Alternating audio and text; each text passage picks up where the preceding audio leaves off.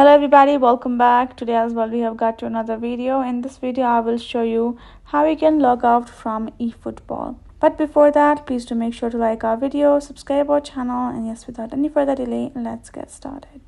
So for that, what you're going to be doing is simply going to go ahead and open up your eFootball app, then tap on login and let's get logged in.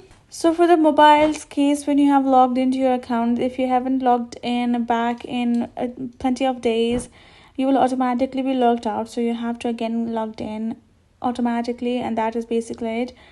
So for you to log out on your particular console or PC, once you have logged in, you simply gotta go to the main menu.